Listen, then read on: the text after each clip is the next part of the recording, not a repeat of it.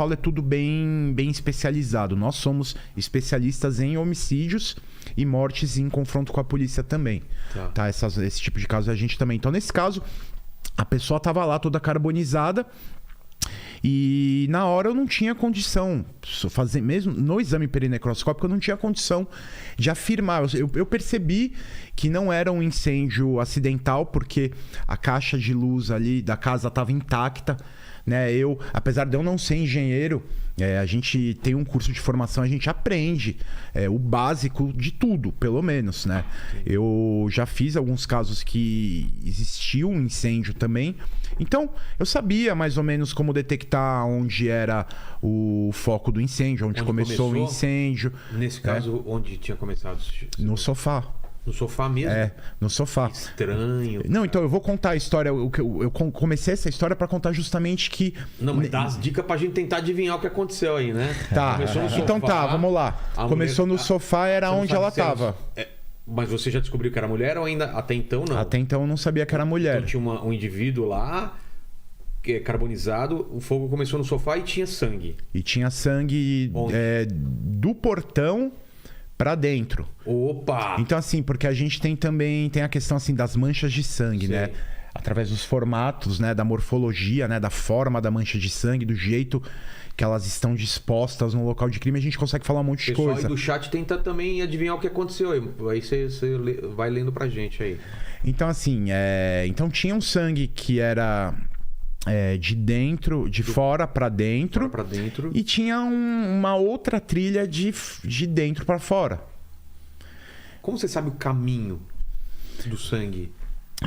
Justamente por isso, as gotas de sangue. Aí no caso eram gotas de sangue, tá? Eram gotejamentos. Agora tem um nome todo. A gente tem um nome mais chique, assim, mas aí vamos tratar como gotejamentos, tá? Inclusive, se o André, nosso chefe, estiver assistindo aí. Não é gotejamento! Porque ele é um dos autores do livro que traz uma nova nomenclatura, André. Gotejamento, tá? Então, assim, as gotas de sangue a gente consegue verificar, porque imagina, algo que está andando aqui e tá caindo sangue. Ele deixa um rastro pra trás? Exatamente, ele deixa... É o sentido que você tá indo. O sentido que tá indo. Tá. Então, por exemplo, se é uma gota... Pra frente? Então eu falei errado. Sério? Caiu, eu tô indo pra direção de você. Se cair uma gota de mim, ele não vai ficar esticado pra trás? Então, se for, imagina que seja seu braço movimentando pra trás. Aí pode ser que fique. Tudo bem. Mas é pra frente. É isso, pra você. Imagina que você tá assim, sangrando aqui, tá pingando e você tá indo pra lá, né? Entendi.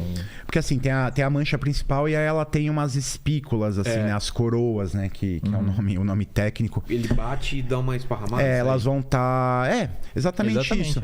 A gente, né? Você tá com uma blusa que você me lembra muito o Watchmen. Se você pega a capa do Watchmen... Aquele brochezinho lá do... tem um bottom. Tem um sentido aí. Ele tem tá vendo? Você tá vendo que ela tá descendo? Essa é a mancha principal. Isso. E ela escorreu. Isso. Exatamente. O princípio é mais ou menos o mesmo. Aí no caso ele escorreu por causa da gravidade, né? Nesse outro caso aqui vai indicar o movimento horizontal, né? Que a pessoa tava fazendo. Tinha uma do portão pra dentro e tinha uma da porta pra fora. Isso. Caraca. Então eu vou deixar também vocês, o pessoal aí tentar entender por que isso aconteceu. E aí a gente tinha uma informação de que dentro da casa, que uma criança havia sido socorrida dentro daquela casa, tá? Então... No dia? No dia. Então, assim, teve o fogo... Foi salva do fogo. Isso, teve o fogo. O corpo de bombeiros foi chamado. Quando os bombeiros chegaram, o fogo já estava praticamente extinto. Justamente, muito provavelmente por causa da falta de oxigênio, né? O oxigênio foi todo consumido. Porta fechada, janelas fechadas. E tinha um quarto... Então imagina, sala, cozinha, né? Na entrada ali, você entrava, era mais ou menos a mesma coisa. Na sala tinha lá o quadro de luz, dava pra ver que ele tava intacto. Que tava assim intacto no sentido de que a gente conseguia dizer que o fogo não começou ali, porque geralmente o foco do incêndio é justamente onde não tem fuligem. Tá bom. É onde começou o incêndio. No caso ali ele estava intacto, não foi um acidente, não foi um curto-circuito, então foi qualquer outro motivo. Então a gente sabia que quando os bombeiros chegaram lá, tinha uma criança dentro da casa. Não tinha cheiro de gasolina, nada desse tipo de coisa? Quando o fogo, assim, ele chega numa certa temperatura, assim, a fuligem começa a se impregnar em tudo, geralmente o combustível ele é consumido até o final. E não fica cheiro, não fica nada? Às vezes pode ficar, tá? Principalmente quando nos casos onde os bombeiros apagam o fogo, né? Porque talvez sobre algum acelerante ali. Nesse daí. Não, ele se consumiu totalmente. Então o cheiro era cheiro de queimado mesmo. E por ter um corpo queimado ainda você percebe assim o cheiro de carne queimada. Cara, é horrível, né? É carne, cabelo, então, e plástico, e o material do sofá, madeira. Então no quarto onde essa criança estava, a gente dava para dizer que não entrou, que lá dentro não pegou fogo. Como que dá pra gente dizer isso? Estava tudo totalmente intacto. Enquanto o resto todo da casa estava coberto de fuligens, esse quarto onde a criança estava intacto. Aí você fica imaginando assim, mas como que isso aconteceu, né? Exatamente. A porta estava fechada. Então, um sofá queimado, um corpo totalmente carbonizado ali dentro. Rastro de sangue. Rastro de sangue que entrava e saía. Uma criança num quarto que foi salva, um quarto fechado. Um quarto fechado, tá? Então você imagina, houve um cuidado com essa criança. Não, o cara teve o cuidado de socorrer a criança e fechar a porta pra ir embora. Ferre-se a mulher. Não, então, detalhe. Presta atenção aí, eu vou perguntar pra vocês aí, eu já tô construindo uma história na minha cabeça aqui. Depois do sobrevivendo na Turquia, eu já sei o que aconteceu, cara. Então, a pessoa que fez tudo isso daí, ela teve o cuidado de colocar a criança dentro de um quarto, fechar a porta desse quarto e ainda calçar a porta com uma toalha. Molhada. Não dava pra dizer se estava molhada ou não, porque no momento ali ela estava seca, mas assim, uma toalha embaixo. O vão de cima estava aberto, então a gente conseguia ver de dentro do quarto, né? Obviamente entrei no quarto e olhei no sentido contrário. Você via a fuligem só na parte de cima, em cima do batente, assim, e só. Tá, então alguém teve o cuidado, poderia ter sido a própria vítima. O incêndio, caso tenha sido um incêndio suicida. É pouco provável, né? Porque claro, é um jeito muito ruim de morrer, né? Mas alguém teve o cuidado de colocar aquela criança lá dentro, tá? Então, o que eu conseguia dizer a partir de tudo isso daí? Eu conseguia dizer que não tinha sido um incêndio acidental, tá? Poderia ser um incêndio suicida. Causado por alguém. Ou causado por alguém. Geralmente, nos suicídios, isso aí assim, eu tenho 5 anos de experiência fazendo perícias de suicídio, entre outras coisas, né? Porque, como eu falei, né? A gente vai fazer os homicídios de autoria desconhecida e as mortes em confronto com a polícia, mas tem todos os outros crimes contra a vida. Tem todas as outras situações, desde aborto, infanticídio e suicídio, entre outras coisas também. Então, assim, isso é uma coisa que já é meio consolidada, assim, o entendimento de que a mulher ela tem certos cuidados pré-suicídio que o homem não tem, com aparência, com organização. Geralmente, não é sempre também, tá? Mas geralmente a mulher ela arruma a casa. É mesmo? Ela deixa, principalmente se mora alguém com ela lá, ela arruma a casa, ela se preocupa ainda com alguma escrito, não repara a bagunça ainda.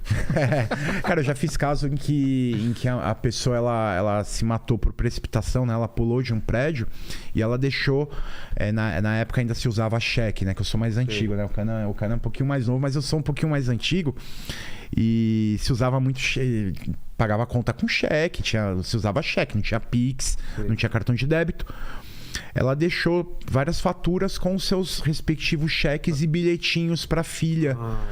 Então, assim, é mais comum a mulher ela ter um pouco de cuidado. Então, assim, o cuidado com a criança poderia ser ela mesma, tá?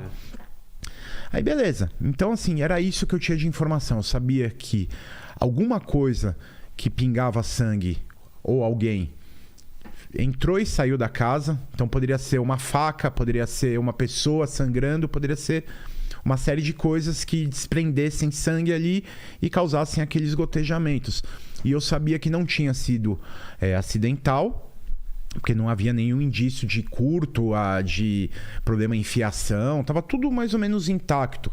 E o fogo ficou concentrado ali na região do sofá e que de fato batia a história de que em algum cômodo não pegou fogo. Aquele cômodo ali que ficou com a porta fechadinha ali não tinha pego fogo.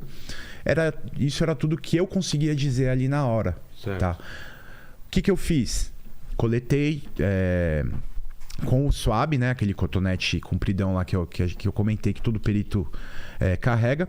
Coletei amostras de todas as manchas, porque geralmente assim, se tem uma mancha no portão, uma mancha na escada, uma mancha no chão da sala, uma mancha no chão do quarto, a gente vai coletando amostras individuais de cada região. Né? Não necessariamente é o mesmo sangue. Exatamente. A gente sempre tem que trabalhar com a possibilidade de ter mais de uma fonte geradora daquele sangue. Entendi. Ser mais de uma pessoa. Às vezes até a própria vítima. Às vezes uma briga e a vítima se machucou aqui, foi parar ali e o criminoso se machucou também e foi embora. O que é muito comum, né? A gente pegar mais de um perfil genético no local de crime. Então, o que eu tinha ali era isso. Eu não conseguia dizer se a vítima tinha algum ferimento ou não. Eu não conseguia dizer de quem que era aquele sangue, mas eu conseguia dizer preliminarmente essas coisas. Então, como a gente no DHPP a gente trabalha junto com... Pra mim tá muito claro já o que aconteceu. Pra você também, Paquito? Pra mim eu já descobri. Pra mim tá muito mais que claro. Tá, muito claro. O que você acha que aconteceu? Vamos ver, que daí eu já conto. Fácil. Mulher morta. O filho, briga do casal. Separaram, briga pela guarda da criança. A mulher não queria deixar o cara ver, tava usando o filho como falando seu pai não presta, não sei o quê. Aí ele falou, um dia eu vou te matar. Falou, vai nada, não sei o quê. Aí o cara chega um dia, fala, filho, fica aqui no quarto, papai te ama. Por que você tá com essa faca, papai? Calma, papai vai cortar uma carnezinha aqui. Aí ele vai lá, dá um esfaqueia a dona, a mãe da criança, no sofá. Esfaqueia. O moleque tá lá jogando videogame, alguma coisa, não escuta os gritos, não, acha que eles estão transando, sei lá, alguma coisa assim. Aí ele vai, taca fogo, com a porta fechada. Tacou fogo, pega a criança, guarda a faca no não sei o que, vai com a faca na mão, não sei o que, com uma faca aqui, para não deixar a faca no local do crime, vai pingando e vai embora. E é isso. E aí o menino... Ah, não, mas o menino aí ele vai ver, pô, mas tá pegando fogo na mamãe. Fala assim, ela é assim mesmo, ela é meio esquentada. Sua mãe é quente. Aí saiu, talvez o moleque estivesse dormindo, colocou ele pra dormir e pegou ele dormindo. Pegou ele dormindo e saiu com ele. Pra mim foi isso. Pô. Paquito, quer adicionar alguma coisa?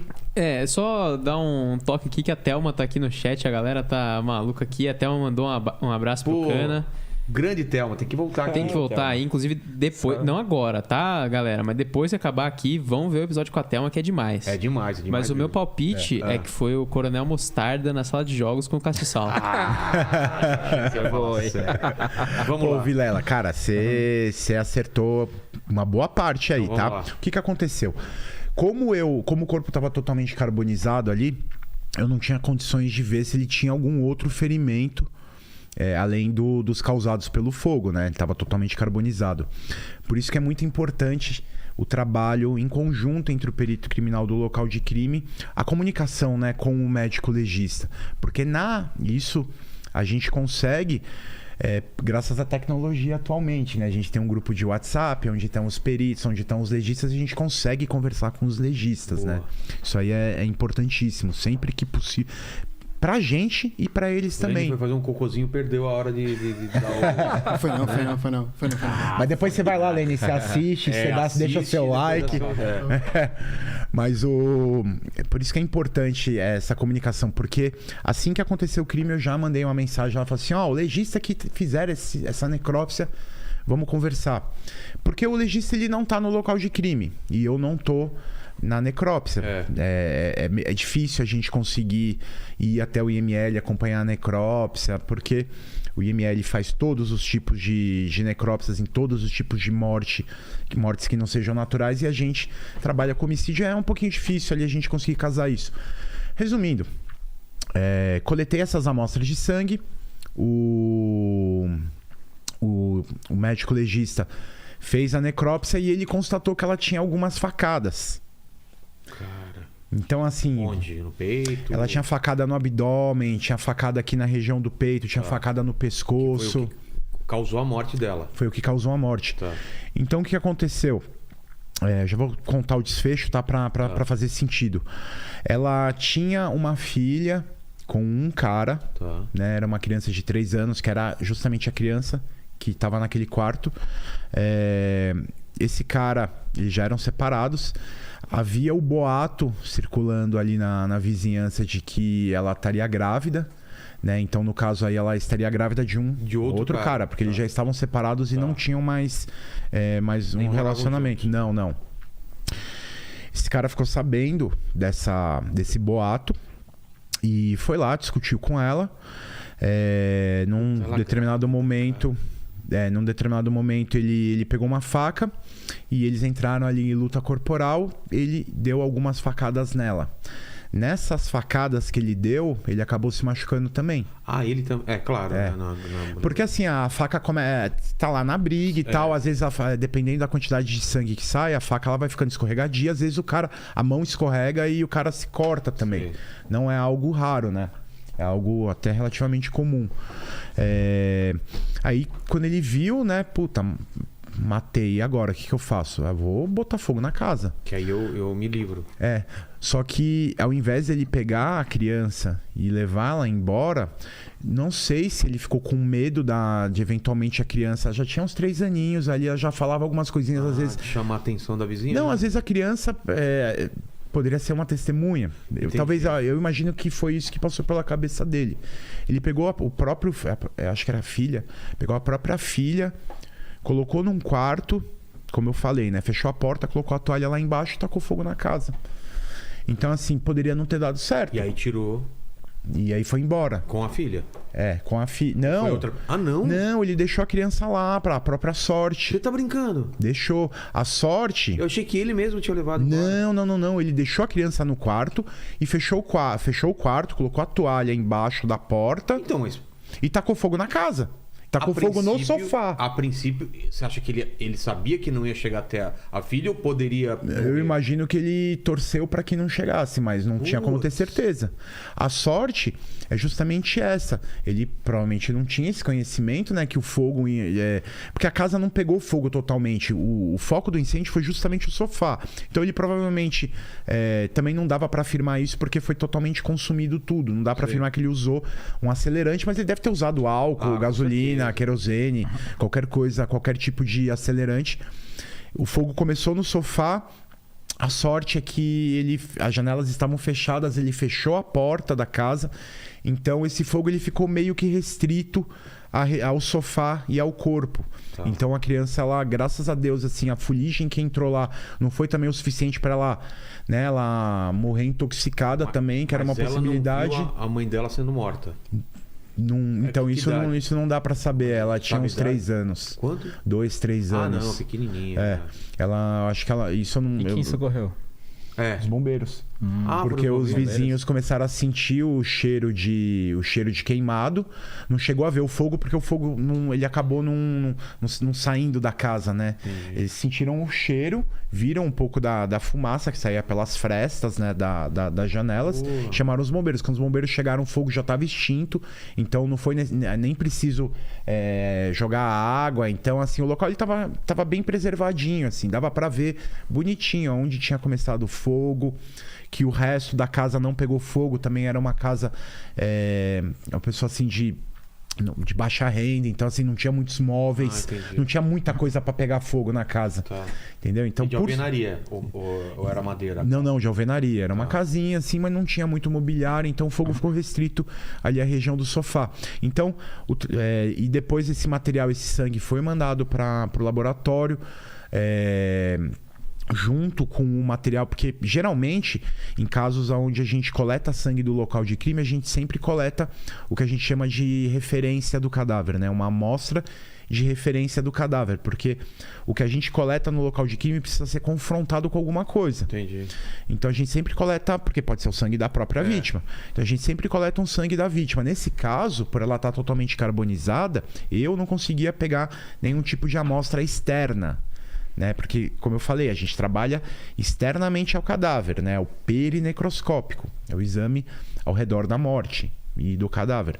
A gente não faz um exame interno. Então, foi no caso o IML que coletou uma amostra dela, né? Aí eles pegam lá de dentro do osso ali, né? Da medula e tal. E tudo isso junto foi pro laboratório e foi possível dizer que tinha sangue dela, tinha sangue de um homem. Entendeu? E que nesse caminho do Nesse portão. caminho, E aí esse cara acabou sendo preso, depois ele acabou confessando, e foi exatamente isso daí. Pela dinâmica, o que aconteceu? Por que você percebeu? Lembra que eu falei que tinha um sangue entrando também na casa? Aí você pensa, pô, mas... É mesmo. Né? Era só pra ter saindo, não entrando. Era só pra ter saindo. O que aconteceu? O cara ali ficou no local. Esqueceu o carregador do celular. Não, ele deu uma saidinha quando ele ficou. Porque ligaram. Ele saiu fora, né? Ele vazou dali. Só que em determinado pegar momento. Outra faca, né? Essa faca.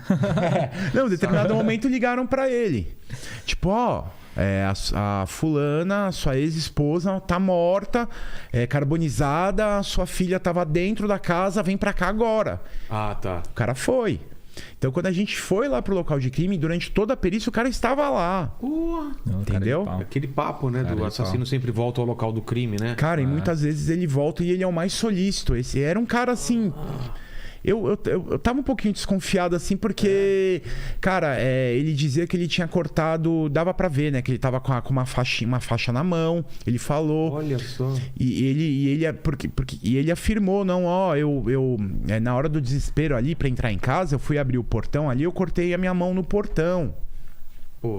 Só que assim, era um corte... O cara fica se justificando muito, né? Não, era um corte que tava, era muito grande pra ser o que ele tava tentando dizer ali que era. Então eu já tava meio desconfiado assim, né?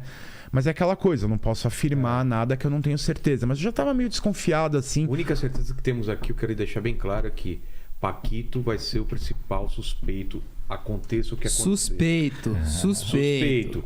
Pode ser facada, pode ser luta corporal. Suspeito não é criminoso. Não, tudo bem, mas vão em cima de você, Se meu ele amigo. não me matar, você é a primeira testemunha contra ele. Então. É óbvio. Então você vê, o cara tava lá, a criança poderia ter morrido.